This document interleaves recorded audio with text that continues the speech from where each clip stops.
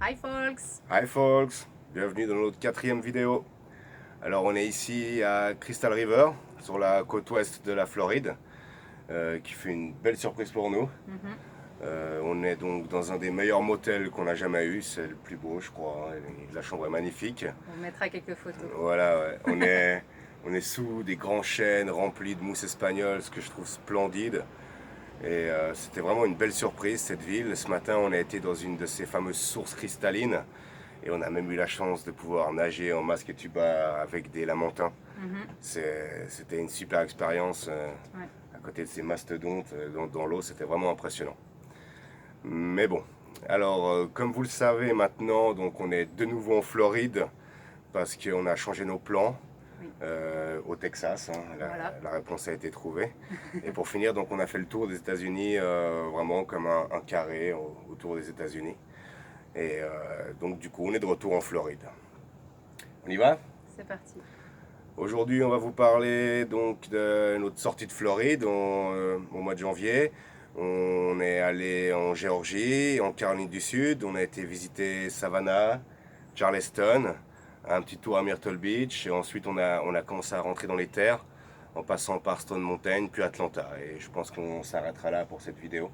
Voilà, c'est les 2 dernières semaines du mois de janvier qu'on va vous décrire. Et puis à la fin, on vous donnera aussi le petit budget par nuit et puis par jour pour ce mois de janvier.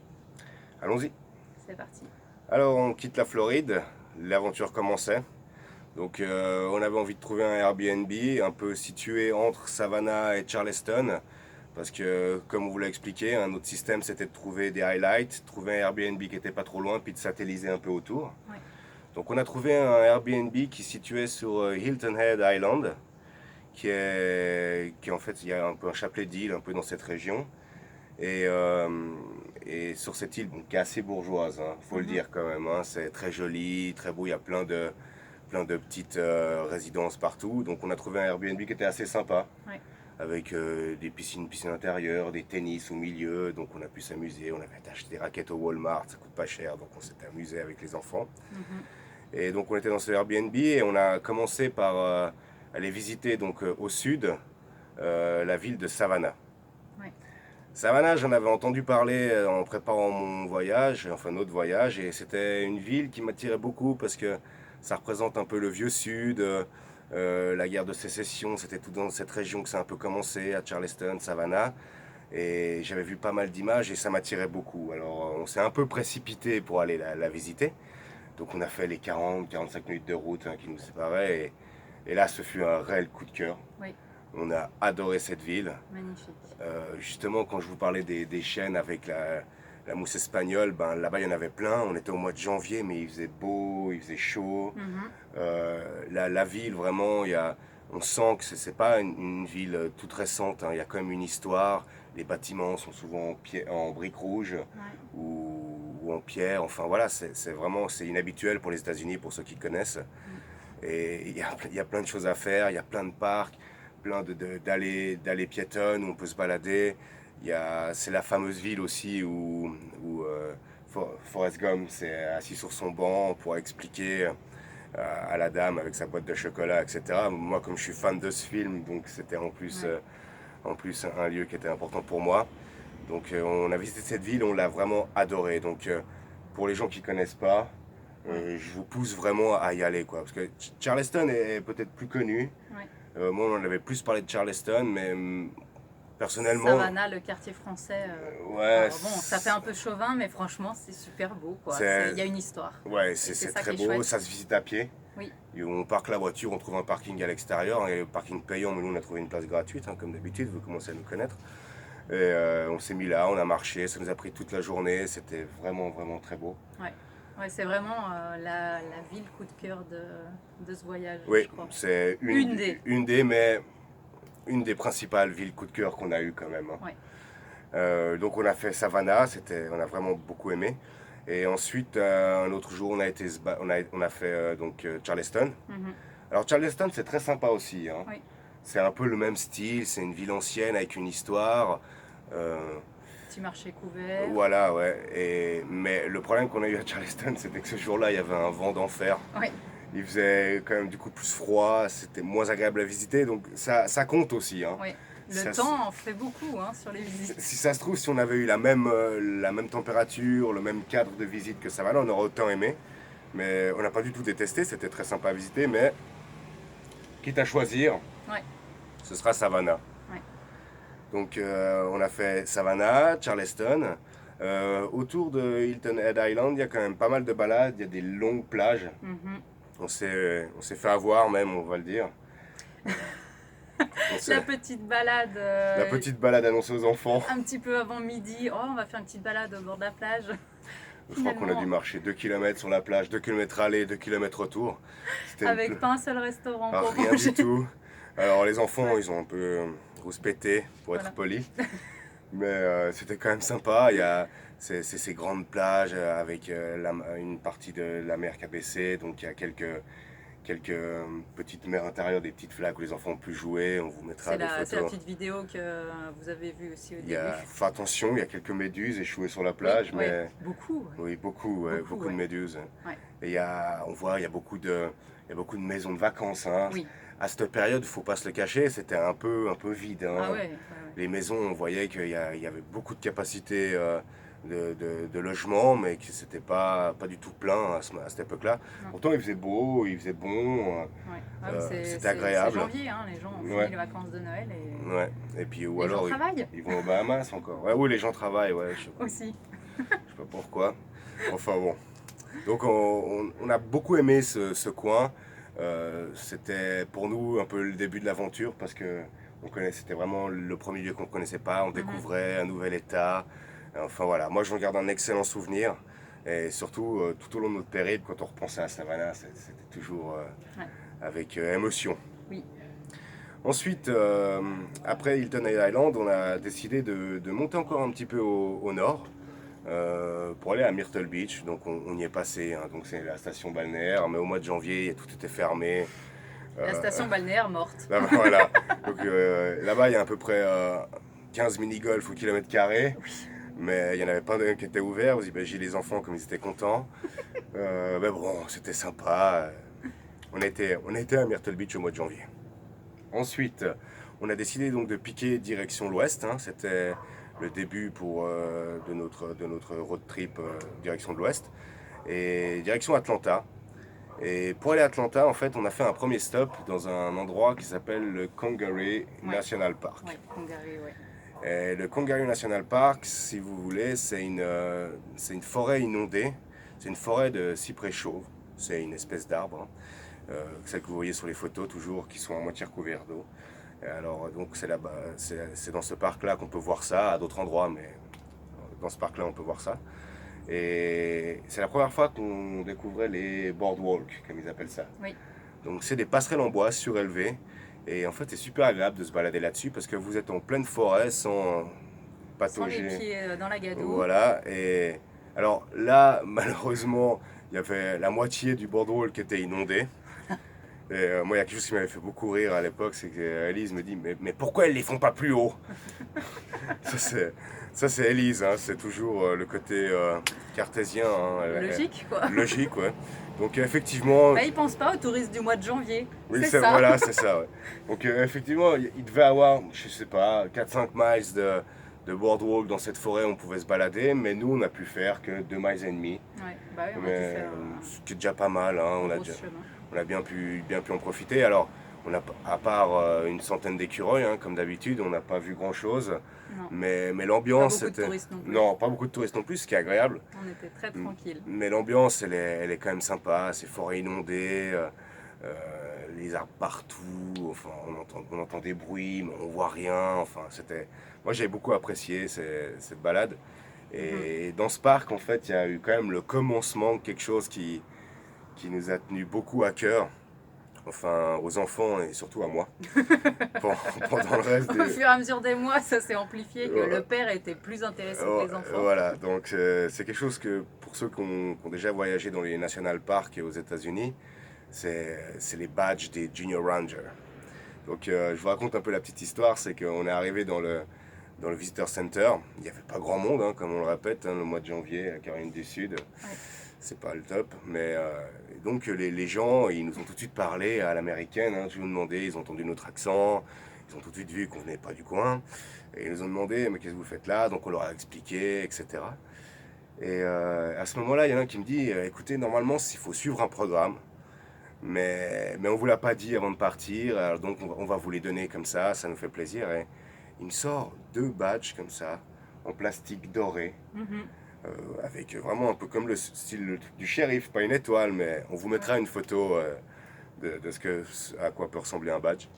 Et là je vois Junior Ranger, Congaree National Park.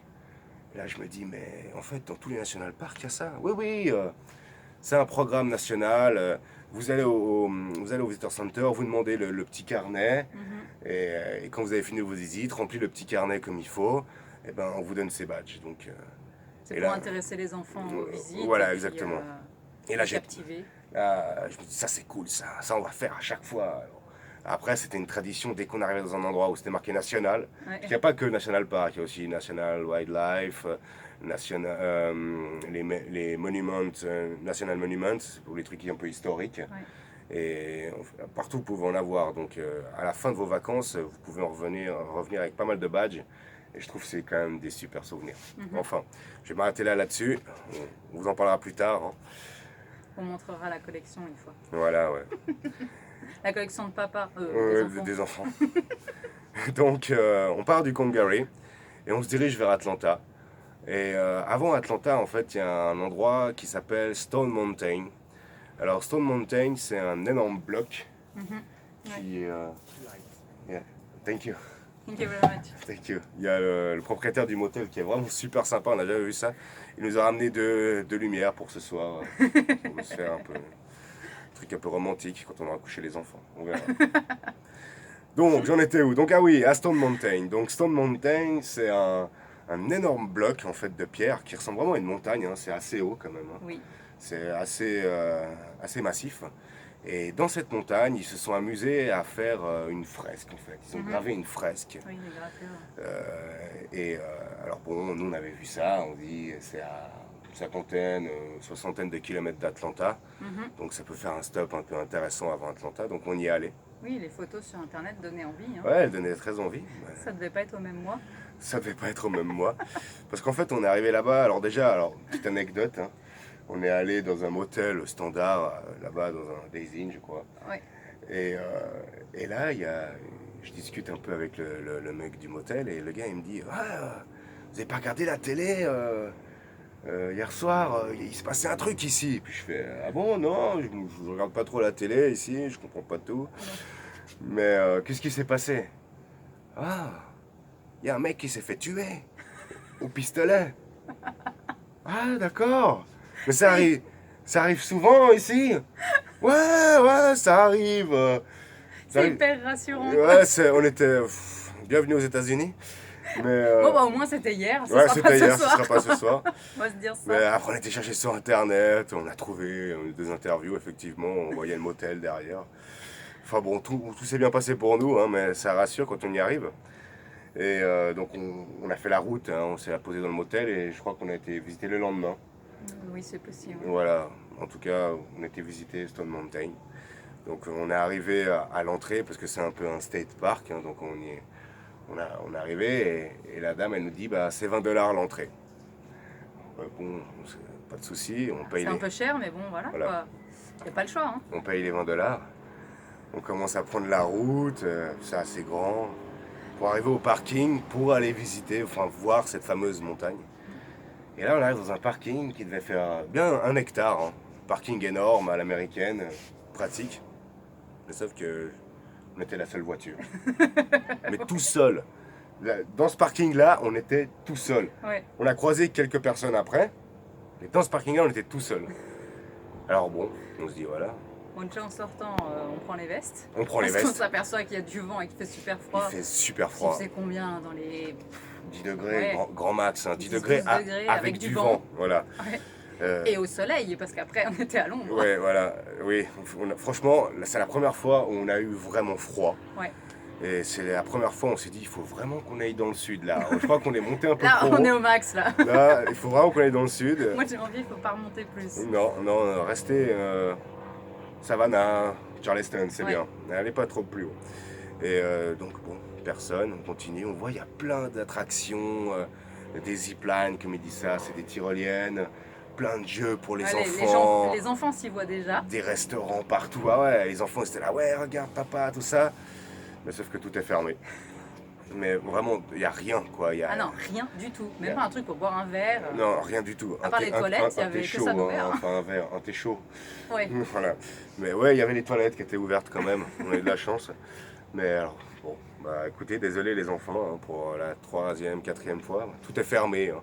Il y a Vivement même un le petit printemps. train normalement pour faire un peu le tour. Ça aurait été super sympa, mais Et on a marché un peu. On a été voir cette fameuse Stone Mountain. Alors oui, franchement, c'est assez impressionnant. Ouais. C'est joli, c'est cette énorme montagne avec une grande, grande gravure dedans. Donc, si vous êtes dans le coin, passez voir, payez les $20. Mais ça vaut la peine. à la bonne saison, parce qu'en hiver ça coûte $20 aussi. Oui. Il n'y a rien. Il n'y a pas eu de ristourne, hein. C'est ça en fait qu'on Non. les avait un peu là. Elle aurait pu nous dire, hein. Ouais. Si jamais tout est fermé, il n'y a rien à voir à part la montagne, hein, si Ah, jamais. non. Mais bon, enfin, donc on a fait Stone Mountain, il faisait froid, il n'y avait personne, mais c'était sympa quand même. Enfin, on y réfléchir. Ouais, on n'y serait peut-être pas forcément allé. Mais bon, on ne pouvait pas tout savoir. Non, ça Et- fait partie des erreurs. Oui, parmi tant d'autres. Donc ensuite, on était direction Atlanta. Alors Atlanta, donc on était dans un motel aussi, un peu à l'extérieur de la ville, parce que dès qu'en fait on arrive dans des grandes villes, les hôtels quand même, les prix ils augmentent beaucoup. Mhm. Pas forcément pour la qualité de la chambre, hein, juste parce que vous êtes au centre de la ville. Ouais. Alors à Atlanta, il y a beaucoup de choses à faire. Hein. Il y a l'usine Coca-Cola à visiter parce que c'est la ville historique de Coca-Cola où le pharmacien a inventé le Coca-Cola. Il y a la tour CNN, où vous pouvez aller visiter la tour CNN, même accéder à quelques studios. Et il y a un des plus grands aquariums des États-Unis, du monde, jusqu'à il y a quelques années. Les Chinois le construisent un plus grand, mais Atlanta, c'était un des plus grands aquariums du monde. Donc nous, on a soumis ça un peu aux enfants. Mhm. Et on leur a dit, vous voulez aller voir quoi? Eux, Coca-Cola, ils aiment pas dès qu'il y a des bulles, ça pique. Donc ils aiment pas, donc pour eux, ça représente pas grand-chose. CNN, encore moins. Donc vous pensez bien que leur choix s'est porté sur L'aquarium. l'aquarium. Alors, l'aquarium, il est très sympa. Oui. Il est vraiment beau. On vous mettra une ou deux vidéos, une ou deux Mhm. photos. Il y a des très beaux spécimens. Alors après, ça reste un aquarium. Hein. On aime ou on n'aime pas. Nous, les zoos, c'est pas trop notre truc. Mais bon, les enfants avaient envie, donc on est allé voir. C'est un budget, il faut le savoir. Oui. Ça coûte très cher. J'ai pas les montants en tête. $92 pour les 4. $92 pour les 4, donc c'est un budget.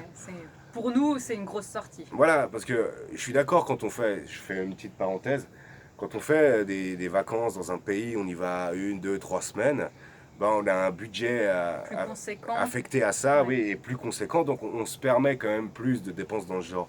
Mais nous, on est parti pour un an, avec un budget quand même déjà assez conséquent, mais qu'il fallait gérer tout au long quand même. Ouais. Et ça nous est arrivé de vouloir faire des choses, mais en fait d'y renoncer à la fin, parce que c'était trop cher. Ouais. On ne pouvait pas se permettre des 100, $150. On vous racontera plus tard, mais ça nous est déjà arrivé d'aller jusqu'à la porte du truc pour se rendre compte que, ah ouais non, bah non, ça c'est pas possible. Les pauvres enfants, ils ont Au fur souffert. et à Pendant mesure, ces- on a appris à ne pas dire aux enfants Voilà. où on allait. Au début, on annonçait où on allait. Après, on s'est dit, bon, on y va, on regarde. Et après, on leur dit, oui, on va y aller. Mais enfin, voilà, c'était la petite parenthèse hein, pour que vous compreniez que c'est pas qu'on on veut pas, mais c'est que des fois, on peut pas. Donc, on a quand même fait cet aquarium. Il nous a beaucoup plu. C'était quand même bien sympa. Ouais, très chouette. Et voilà. En sortant, on s'est dit qu'on n'allait pas forcément visiter la ville, parce que de nouveau, il faisait Il faisait froid. Pour la petite histoire, c'était quelques jours avant le Super Bowl qui a eu lieu donc à Atlanta cette année-là. Et ils ont joué le toit fermé hein, parce qu'il faisait froid, la preuve. Hein. Donc Ouais. c'est pas nous qui racontons des bêtises, mais il faisait un peu froid. Ouais. Donc concrètement, en Géorgie et en Caroline du Sud, donc on a fait Savannah, Charleston, Myrtle Beach, le Congaree National Park, Stone Mountain, Atlanta. Comme je le répéterai à chaque fois, il y a encore plein de choses à voir. Mais nous, pour des questions de temps de route, etc., on a décidé de faire ça. Et ça nous a bien plu et on regrette rien. Donc là, on va stopper un peu le récit du trip, hein, du road trip, pour vous parler en fait de combien on a dépensé au mois de janvier. Alors le budget, bon, assez vite fait, hein, mais c'est vrai que sur tout ce qu'on a fait au mois de janvier, entre les hôtels, les Airbnb, bon, le camping non parce que c'est pas encore la période. C'était pas encore le bon moment. On savait pas qu'on allait attendre très très longtemps avant de faire du camping. Et on a un budget d'environ 80 $ par nuit pour ce mois de janvier, donc ce qui est assez raisonnable, voire très raisonnable. C'est bien 80. Ouais, on pensait qu'on serait toujours à ce budget-là, mais pas vraiment. Et puis question budget pour la journée, on tourne autour des 100 $ par jour.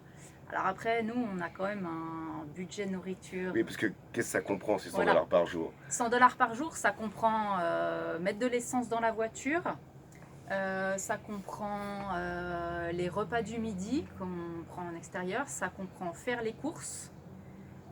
Pour les repas en Airbnb, voilà, quand on donc peut c'est cuisiner. une moyenne remise de tous les frais du mois par jour pour tomber à 100 $ par jour. Ça comprend les achats, des cadeaux qu'on peut faire aux enfants, les sorties. Les sorties. En fait, ça comprend toute la vie. Voilà. C'est tout ce qu'on fait. Hors les hôtels ou les Airbnb. Et moi, je compte les cigarettes de monsieur, par exemple. Oh, elle m'a balancé. Mais voilà, j'ai pas fait non plus un budget ultra, enfin un détail ultra détaillé. Moi, je vous donne en gros ce que nous on a fait. On tourne à ce budget-là. Donc 80 $ par nuit. Ouais, et une centaine de dollars par jour. Voilà. Sachant que nous, quand on fait des courses, ça coûte cher parce que tu aimes bien manger. Oui, bah oui, moi c'est... Parce que c'est quand même... Moi si je fais un mauvais repas, je suis pas de bonne humeur en fait. J'ai remarqué ça. Je le savais pas vraiment avant, mais... Ouais, mais parce que en fait, ça fait aussi partie un peu des plaisirs de quand on est en voyage. Si déjà on a dormi dans un endroit pas terrible, qu'on s'est tapé 4 heures de route avant, et puis qu'en plus on se fait un repas pourri, ça peut jouer quand même sur le moral. Donc c'est vrai qu'on a besoin de s'acheter des petites bêtises quand on fait les courses, de s'acheter de la viande, enfin voilà. Faire ripaille quoi. Ouais. Donc voilà pour le budget du mois de janvier. J'essaierai de vous faire à chaque fin de mois en fait le budget qu'on a eu pour cet endroit-là, sachant que la Floride c'est quand même dans les États les moins chers. Oui. Question essence, question nuitée en question hôtel. Nuitée. Ça va pas toujours être comme ça. Non. Et des fois on va un peu aller dans la fourchette haute du budget parce tout ce qui est sud en fait, tout ce qui est sud est quand même beaucoup est moins cher. Ouais. Dès que vous arrivez dans le nord ou en Californie, il faut quand même un peu augmenter le budget. Mais pour tous ceux qui m'ont posé des questions par rapport à ça, bah, vous prenez votre calculette et puis vous faites des calculs. Parce que nous, on a décidé de ne pas annoncer un montant brut comme ça.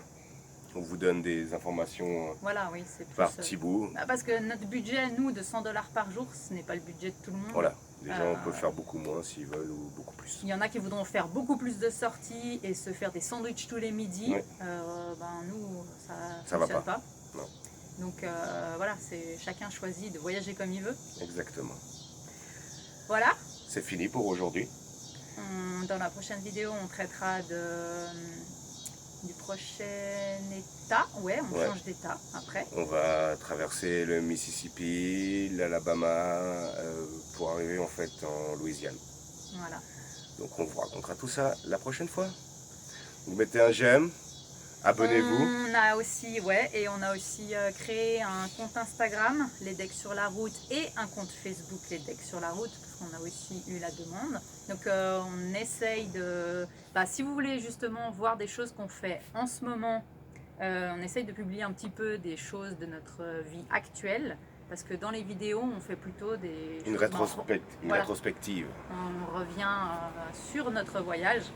On a commencé tard les vidéos. Voilà, parce qu'on n'avait jamais prévu de faire ça. Non, pas du tout. Et puis que si on l'avait commencé à l'époque, de toute façon, je crois qu'on n'aurait pas eu le temps. Non. On essayera aussi une fois de faire une vidéo sur l'acclimatation du début d'un road trip. Ouais, on vous fera une vidéo sur les difficultés de la vie en road trip parce que, faut pas se leurrer, il y en a, hein, d'être en Ouais. itinérance pendant 9-10 mois, c'est pas tous les jours facile. Il y a du bon, il y a du mauvais. Voilà, et On va pas ça, à on ne l'école. le cachera pas, on parlera de l'école pour les Voilà. enfants. Et enfin voilà, on On va va essayer essayer. de mixer un petit peu tout ça, d'avancer dans le programme du voyage et puis discuter de toutes les choses un peu administratives Au qui fur et à viennent mesure. au fur et à mesure. On essaye de mixer un peu tout pour que ce soit pas trop ennuyant. On Voilà, on essaye. essaye de faire au mieux. On À met des bientôt! j'aime. À bientôt. On s'abonne, on met des j'aime. Qu'est-ce qu'il y a encore à dire? Et puis ben, mettez-nous des commentaires. Oui, les commentaires, c'est sympa, on aime bien ça. C'est ça qu'on aime bien lire surtout. Bye bye, folks. Ciao folks!